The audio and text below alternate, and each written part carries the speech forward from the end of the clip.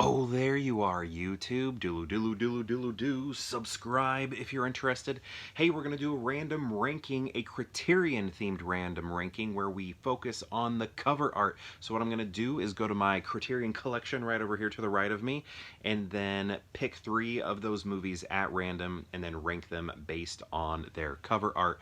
Let's get to picking some movies. So the reason we are doing Criterions is because Barnes & Noble right now, they're having their 50% off Criterion titles. So just sort of celebrating that. I've been picking up some titles. Got a couple videos about that. Oh, is this gonna fall? Oh, okay.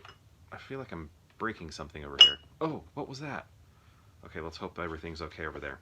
All right, all right, just some, there we go. All right, so let's see what we got. So again, remember, we are just focusing on the cover. Okay. Anybody see my reaction? All right, so first we have one that I actually just picked up recently. Henry V here, but this is the Lawrence of Lawrence of Arabia is what I almost said. Laurence Olivier's version. And this is a Criterion title. I picked it up, well, as you can see, for like 10 bucks there. It's a pretty beat up copy, but we'll ignore all of that and we will just take a look at the cover here as much as we can, even though we got the stickers covering it up. Right off the bat, I can tell you that I don't like it. Henry V, and then we have this V saying 5 there. I don't like that this is like a film strip that we're looking at. I don't know, it's just a little too modern for what we are looking at in terms of the movie's context. So yeah, that to me, I don't like that. It's just the unity there is missing. So, but I haven't seen the movie, but just knowing what it's about, just, I don't know, this cover doesn't work for me. It feels a little generic. It feels like propaganda art, odd, you know, with the colors, the bold lines, all of that, or maybe like Bauhaus style. I don't know. It's just not working for me.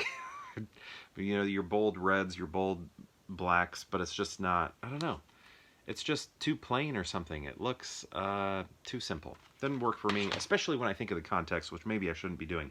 Next we have The Long Good Friday. This was a film in my stepfather's collection. He passed away, and then so I inherited his movies.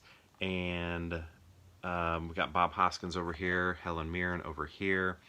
And I like the red happening, sort of that red-orange over here. What does it look like to you? To me, it looks kind of red-orangish, closer to red. Against the yellow, that's nice. And then it looks like we have a purple shadow being created right there. So we got complementary colors here on the letters with the yellow and the purple. Then we have 2 stills there at the bottom. I don't think that's too imaginative. This part here is okay, where he's sort of in monochrome. So that's at least interesting. I've only seen this once. It's been a long time. And I really don't remember much about it at all. The back's really interesting, or big contrast there. But at least there's something sort of interesting happening here with the monochrome Hoskins. I like that. Next we have, so I may actually change the rules up a little bit, because next we have Salo, or The 120 Days of Sodom. And this I picked up from a local rental store when they were going out of business. I purchased a bunch of their movies, and I picked this one up. I knew it was a controversial film. I've never watched it. Maybe I will never, ever watch it. Don't really necessarily have plans to. But what I love about this, so, you know, we have, I think, I'm guessing this probably adds up to 120 here.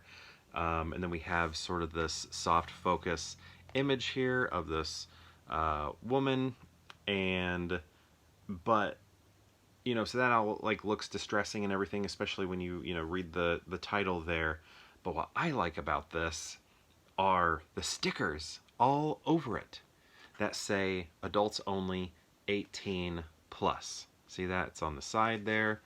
Um, and then covered in it. So here, even though we have the image, I think what makes this interesting is it's like a relic of its time. They were really concerned about who was renting this movie and wanted to make sure that the teller who was working knew that if somebody's getting this, you better check their ID. You need to check to make sure they're 18. Because it's not just this. It's not just the one sticker, which is what they could have done. They littered the front with those stickers, as many as they could. So I'm going to include the stickers just because it makes me nostalgic for the the renting era when we were renting movies. And also, you know, I think this is kind of artfully done, the symmetry sort of that we have here, or the grid, I should say, grid pattern that we have with the tick marks, and then that soft focus is really nice too. And I like that it doesn't have, like this one, you know, has some artistic quality to it, but it just also has those stills at the bottom. This doesn't have that. This is like its own like work of art image right there, and it doesn't seem like overly generic like this. I don't know, this just looks like maybe a student project or something. I don't know, right? Like the film there? What? I don't know what they were thinking there.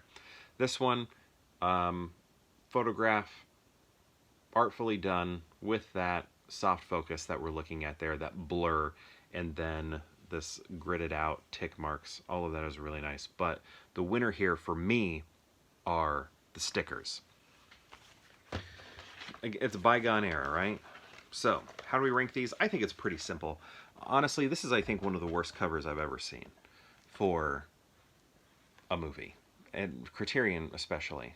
I don't know if I would dislike it as much if it wasn't that film strip right there. If that film strip wasn't there, maybe I would be okay with it.